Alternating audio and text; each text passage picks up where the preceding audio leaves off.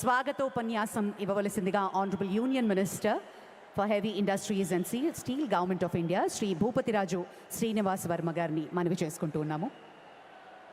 భారత్ మాతా కీ, భారత్ మాతా కీ.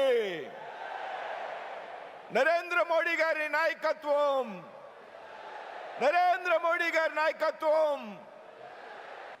ఆంధ్రప్రదేశ్ రాష్ట్ర ప్రజలు అత్యంత ప్రతిష్టాత్మకంగా భావించినటువంటి భోగాపురం అల్లూరి సీతారామరాజు అంతర్జాతీయ విమానాశ్రయాన్ని ప్రారంభించడానికి ఇచ్చేసినటువంటి ప్రీతమ నేత, భారతదేశపు ప్రగతి ప్రదాత, భారతదేశాన్ని ప్రపంచంలో విశ్వగురువుగా నిలబెట్టడానికి నిరంతరం కఠోర పరిశ్రమ చేస్తున్నటువంటి మన ప్రీతమ ప్రధాని శ్రీ నరేంద్ర మోడీ గారికి, రాష్ట్ర ముఖ్యమంత్రి చంద్రబాబు నాయుడు గారికి, రాష్ట్ర గవర్నర్ అబ్దుల్ నజీర్ గారికి, గోవా గవర్నర్ శ్రీ అశోక్ గజపతిరాజు గారికి, ఉప ముఖ్యమంత్రి శ్రీ పవన్ కళ్యాణ్ గారికి, కేంద్ర పౌర విమానయాన శాఖ మంత్రి, ఉత్తరాంధ్ర జిల్లాల ముద్దుబిడ్డ అయినటువంటి శ్రీ రామ్మోహన్ నాయుడు గారికి, మా మిత్రుడు సహచరుడు కేంద్ర మంత్రి అయినటువంటి పెమ్మసాని చంద్రశేఖర్ గారికి, స్థానిక పార్లమెంట్ సభ్యులు అప్పలనాయుడు గారికి, స్థానిక శాసనసభ్యురాలు సోదరి శ్రీమతి లోకం మాధవ్ గారికి, వేదిక మీద ఆశీస్సులైనటువంటి జిల్లా మంత్రులకు, ప్రజాప్రతినిధులకి అందరికీ కూడా హృదయపూర్వక నమస్కృతులు తెలియజేస్తూ ఉన్నా. వేదిక మీద ఉన్నటువంటి, వేదిక ముందు ఉన్నటువంటి అశేష ప్రజానీకానికి హృదయపూర్వక నమస్కృతులు తెలియజేస్తూ ఉన్నా. మిత్రులారా, ఈరోజు ఆంధ్రప్రదేశ్ రాష్ట్ర చరిత్రలో ముఖ్యంగా ఉత్తరాంధ్ర జిల్లాలో సువర్ణాక్షరాలతో లిఖించదగ్గటువంటి రోజు అనేటువంటి విషయాన్ని సందర్భంగా గుర్తు చేస్తూ ఉన్నా. నవ్యాంధ్ర ప్రయాణంలో ఇది ఒక కీలకమైనటువంటి మైలురాయి అనేటువంటి విషయాన్ని ఈ సందర్భంగా ప్రస్తావిస్తూ ఉన్నా. ఈ విమానాశ్రయం ప్రారంభం ద్వారా ఏదైతే ఉత్తరాంధ్ర జిల్లాలుగా ఉన్నటువంటి శ్రీకాకుళం కానీ, విశాఖపట్నం, అదేవిధంగా మన్యం జిల్లాలు, విజయనగరం జిల్లాలు పెద్ద ఎత్తున గ్లోబల్ మ్యాప్లోకి చోటు లభించడమే కాకుండా ఇప్పటి వరకు సముద్ర తీర ప్రాంతంగా ఉన్నటువంటి ప్రాంతం రాబోయేటువంటి రోజుల్లో ఆకాశమే హద్దుగా మారనుంది అనేటువంటి విషయాన్ని సందర్భంగా గుర్తు చేస్తున్నాను. మిత్రులారా, మనంతా కూడా ఒక విషయం గ్రహించాల్సినటువంటి అవసరం ఉంది. 2024లో మూడోసారి ప్రధానమంత్రిగా బాధ్యతలు స్వీకరించినటువంటి శ్రీ నరేంద్ర మోడీ గారు ఆంధ్రప్రదేశ్ రాష్ట్ర అభివృద్ధిని ఆయన భుజస్కంధాల మీద వేసుకుని రాష్ట్ర ముఖ్యమంత్రి చంద్రబాబు నాయుడు గారు, ఉప ముఖ్యమంత్రి పవన్ కళ్యాణ్ గారి సారథ్యంలో, యువ నాయకుడు లోకేష్ గారి యొక్క సామర్థ్యంతో పెద్ద ఎత్తున ఆంధ్రప్రదేశ్ రాష్ట్రాన్ని అభివృద్ధి పదంలో నడిపిస్తున్నటువంటి సంగతి మీరంతా కూడా గ్రహించాలి. మిత్రులారా, ఆంధ్రప్రదేశ్ రాష్ట్రానికి కొన్ని లక్షల కోట్ల రూపాయలు మంజూరు చేసి పెద్ద ఎత్తున ఆంధ్రప్రదేశ్ అభివృద్ధికి ప్రాధాన్యతనిస్తున్నటువంటి ప్రధాని నరేంద్ర మోడీ గారు అనేటువంటి విషయాన్ని సందర్భంగా గుర్తు చేస్తున్నాను. మిత్రులారా, అదేవిధంగా భారత ప్రధానమంత్రిగా మూడోసారి బాధ్యతలు స్వీకరించాక నరేంద్ర మోడీ గారు ఆంధ్రప్రదేశ్ రాష్ట్రానికి రావడం ఇది 6వ పర్యాయం అనేటువంటి సంగతి.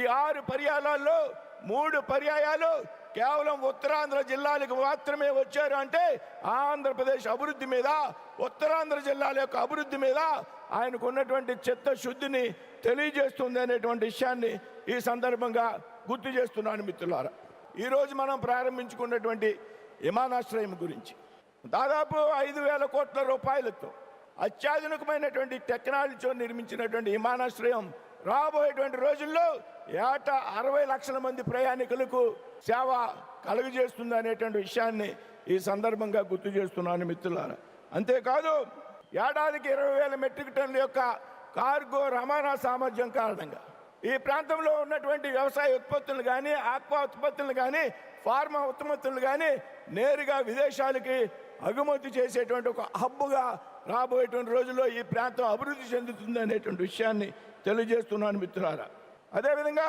2014లో ప్రధానమంత్రిగా బాధ్యతలు స్వీకరించిన శ్రీ నరేంద్ర మోడీ గారు దేశంలో మౌలిక సదుపాయాల యొక్క అభివృద్ధి మీద పెద్ద ఎత్తున దృష్టి పెట్టినటువంటి సందర్భాన్ని మనంతా కూడా గమనించాలి.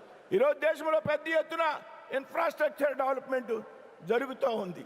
నేషనల్ హైవేస్ ద్వారా, పోర్ట్ కనెక్టివిటీ ద్వారా, రైలు కనెక్టివిటీ ద్వారా, ఈ విధంగా ఎయిర్ కనెక్టివిటీ ద్వారా ఇవాళ పెద్ద ఎత్తున మార్పులు తీసుకొచ్చినటువంటి వ్యక్తి భారత ప్రధాని శ్రీ నరేంద్ర మోడీ గారు అనేటువంటి విషయాన్ని మనంతా కూడా గ్రహించాలి. మిత్రులారా, ముఖ్యంగా విమానయాన రంగానికి సంబంధించి 2016లో గౌరవ ప్రధానమంత్రి శ్రీ నరేంద్ర మోడీ గారు ప్రవేశపెట్టినటువంటి ఉడాన్ పథకం ఏదైతే ఉన్నదో, ఉడాన్ పథకం భారతదేశం యొక్క విమానయాన రంగాన్ని యొక్క భవిష్యత్తును మార్చేసింది అనడంలో ఏమాత్రం కూడా అతిశయోక్తి లేదనేటువంటి విషయాన్ని ఈ సందర్భంగా గుర్తు చేస్తున్నాను మిత్రులారా. 2014 ముందు భారతదేశంలో కేవలం 74 విమానాశ్రయాలు మాత్రమే ఉంటే, మోడీ గారి బాధ్యతలు స్వీకరించినటువంటి ఈ 12 సంవత్సరాల కాలంలో ఈ విమానాశ్రయాల సంఖ్య 160కి పైగా పెరిగింది. అంటే ఎంత పెద్ద ఎత్తున ఆయన ఎయిర్ కనెక్టివిటీ మీద దృష్టి పెట్టారు అనేటువంటి విషయాన్ని ఈ సందర్భంగా మీ అందరికీ కూడా గుర్తు చేస్తున్నాను మిత్రులారా. ఉడాన్ పథకం ఏదైతే ఉందో, సామాన్యుడు కూడా విమానయానం చేయాలనేటువంటి ఆయన యొక్క సంకల్పం, తక్కువ ధరలకే సామాన్యుడికి అందుబాటులో ఉన్నటువంటి అవకాశాన్ని ఉడాన్ పథకం ద్వారా ఆయన కలిగించారు అనేటువంటి విషయాన్ని సందర్భంగా గుర్తు చేస్తున్నాను మిత్రులారా. విమాన ప్రయాణం అంటే ఒకప్పుడు డబ్బున్న వాడికి మాత్రమే సాధ్యమైనటువంటి విషయం నుండి ఇవాళ సామాన్యుడు కూడా విమానంలో ప్రయాణం చేయాలనేటువంటి ఒక కళని నిజం చేసినటువంటి వ్యక్తి భారతదేశంలో ప్రధాని నరేంద్ర మోడీ గారు అనేటువంటి విషయాన్ని ఈ సందర్భంగా గుర్తు చేస్తున్నాను మిత్రులారా. గౌరవ ప్రధానమంత్రి శ్రీ నరేంద్ర మోడీ గారు ఏప్రిల్ 27, 2017 షిమ్లాలో ఉడాన్ పథకం కింద మొదటి విమానానికి జెండా ఊపిన ప్రారంభించినప్పుడు ఆయన చెప్పినటువంటి స్ఫూర్తిదాయకమైనటువంటి మాటలు నాకు ఇంకా గుర్తున్నాయి మిత్రులారా.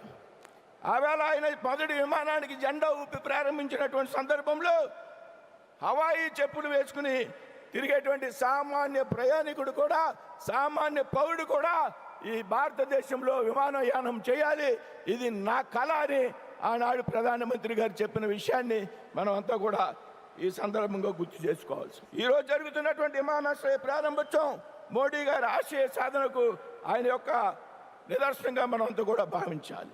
माननीय प्रधानमंत्री नरेंद्र मोदी जी 27 अप्रैल 2017 को शिमला में उड़ान योजना की पहली उड़ानों को हरी झंडी दिखाते समय हम आपके प्रेरणादायक शब्द याद है। जी हाँ, आपने कहा था हवाई चप्पल पहने वाला नागरिक भी हवाई जहाज में दिखे, ये मेरा सपना है। आज इस एयरपोर्ट का यह उद्घाटन आपके विजन और प्रतिबद्धता एक शानदार उदाहरण प्रस्तुत करता है।